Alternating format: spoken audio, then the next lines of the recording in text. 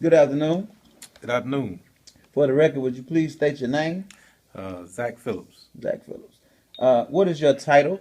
principal of Flat Rock Elementary School. Principal of Flat Rock Elementary School. Okay. How many years of teaching or administration experience do you have? Teaching of, you said teaching and administrative experience? Yes, This is my 15th year. 15th year. hmm Has it all been as a teacher, administrator, or I combination of was both? a combination of both. Okay. What's the breakdown? I have 5 years of, no, 6 years of teaching experience and 9 years of admin experience. Okay. Um, how do they, since you're in charge and you're the principal, how do you guys go about allocating funds to purchase new technology tools? Well, with our initial allotment, I utilized that for staffing needs. So, if, for instance, if my first allotment is 400,000, I absorb all that in staff to absorb the first initial batch of allotment that's given to the school. What usually occurs once you do staffing and health insurance and things of that nature, you may have anywhere from 25 to $30,000 left over. And based off that allotment, I use the school's needs assessment to determine what the needs of the schools are, and then try to build the allocations around what is the most pressing needs for the school and what impact it will have in that overall classroom setting.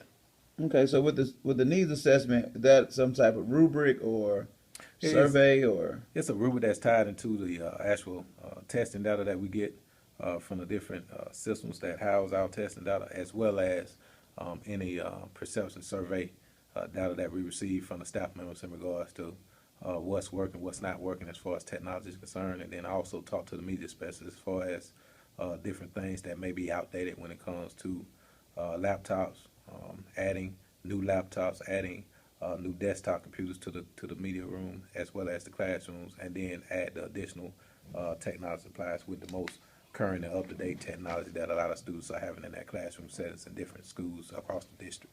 okay. Um, so basically, do you have total autonomy to make the decision yourself as the principal, or do you utilize like a committee or a group of admin committee members to make that decision? What I usually do is once I do the initial allotment, because that's tied into the positions that are currently being held by 4 to 5 staff members here. Once that allocation is decided upon, the remaining allocation, I make suggestions based off what the data is showing, and then I give it the instructional leadership team, throw ideas off them, get information and feedback from them, and then at that time I make the decision whether it is a good thing with them agreeing to everything, or I take some of their ideas and I may tell them that that may be phase two of the plan, and I will use that to try to phase it in with some of our carryover money or our school improvement money. But at the end of the day, any suggestion that's made that I feel is going to have an impact on student achievement in the classrooms, and I try to make sure we get on top of for the school year that's out. Okay. With new emerging technologies with your school, are there any new things that you guys have purchased this year to implement for the enhancement of instruction? The newest thing that we purchased were the at the tables. We purchased 4 at the tables from the initial batch, and I got a order actually that I'm in the process of processing before the 31st deadline of six more at the tables, so we'll have 10 to at the tables on site.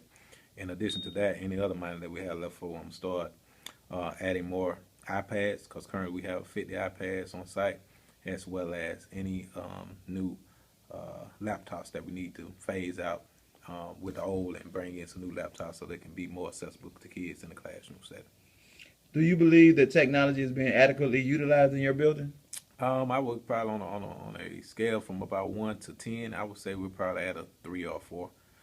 Because I think it's not necessarily that the teachers don't want to use it. I don't think they truly know how to use it, which falls back into some of the needs assessment from the professional development module that we feel that we need to have in place to ensure that not only are they given the research that goes along with the technology needs of the classroom, but they're also given a visual to look at, and that may be modeled lessons by other teachers who utilize technology on a regular basis, or sending them to a conference to get the enhancement that they need to make them a better teacher in the classroom setting. So basically, you think training is a major Yeah, need for yeah. improvement. hmm Okay. Um, yeah, something else you want to add? Uh, No, sir. I think the feasibility of having a on-site instructional technology person who can build into their individual schedule things that he can go in and show them during their planning time to enhance their overall instructional delivery in the classroom setting. I think that's a need for that in schools, because not only are we trying to move from being a school on the focus list, but I think the more that you give teachers the opportunity to move that transition or move that classroom from one that is not highly technology sound to one that's 21st century technology sound, is only going to enhance them as a teacher as well as the students' overall academic performance in the classroom. Do you think this, I guess, lack of training impacts the Race to the Top initiative? Um, the race of the top initiative is so political because a lot of times you get funds, a lot of times you don't, based on what system that you're in. We currently do get race to the top funds, and a lot of times our professional development that's offered is geared around the core content areas. So what I'm trying to do in order to accelerate the process is that not only are we researching what STEM is all about and trying to pull that into the actual school setting, the more that we add allocation, we're able to add different teachers that basically enhance the STEM program and get kids acclimated to what that's all about, which entail will incorporate the technology component that I feel as though is a vast need at the school setting in all grade areas. Okay. Well, that was my last question. Can this be implemented in time to assist with the preparing the school for the STEM? So that you kind of answered my question.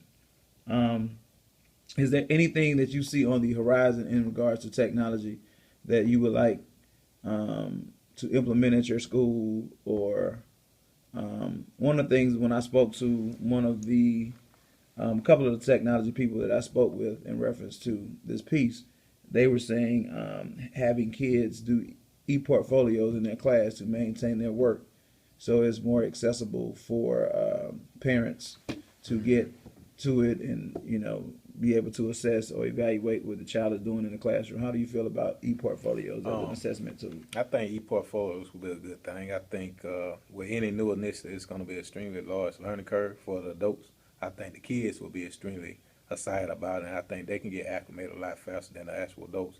But I think once the support is in place and they actually have follow-up and they're actually supported in a way to where it doesn't become so cumbersome to them that they look at as an additional task as opposed to a task that is enhancing them as a teacher in the profession in which they love to teach in, I think that the phase-in period can be accelerated at a drastic rate. Okay. Well, I thank you for your time. It's been a pleasure. I know you're a busy man. Appreciate the opportunity to meet with you and discuss some of your technology concerns and where you feel